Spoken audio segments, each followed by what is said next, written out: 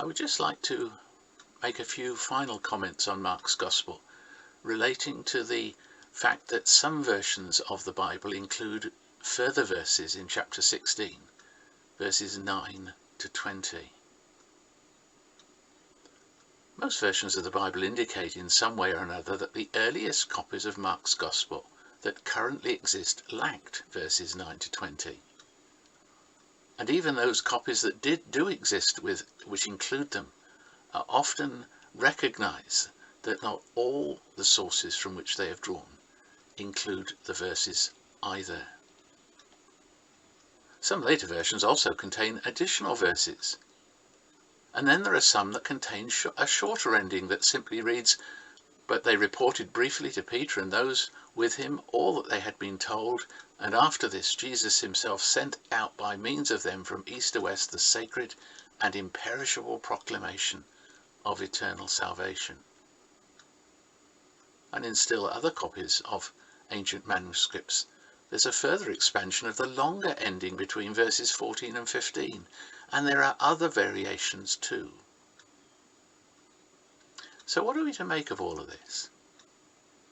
Well, the first point to make is it's a unique problem. Despite the fact that for nearly 1,500 years until the invention of the printing press in the West, manuscripts were copied by hand, there's no other passage in the New Testament where we're subject to such a difficulty in knowing what the original manuscript said or didn't say.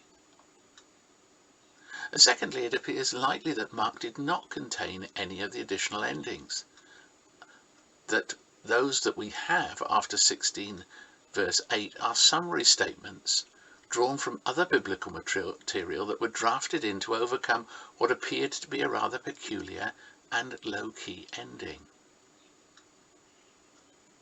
So should this trouble us? On the contrary, this is the exception that proves the rule. And we should marvel that God has preserved the New Testament scriptures to the extent that we need have no real doubts that the scriptures we have are the words that were actually written down under the inspiration of God's Spirit.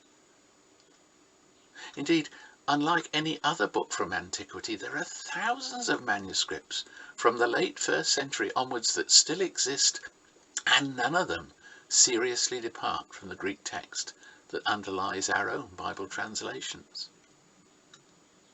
Consequently, we have accurate copies of manuscripts that almost go back to the times of those who had lived with and known the New Testament personnel, including Jesus. Here, then, is solid and authoritative testimony to the events associated with Jesus and his disciples. We might wonder why God allowed one such problem to lie behind our Bibles, but we are not God. What we can say is that paradoxically the peculiar circumstances associated with the ending of Mark confirm that we can trust the Bible. Perhaps it's the Lord's sense of humour to present us with a problem only to confirm a vital truth.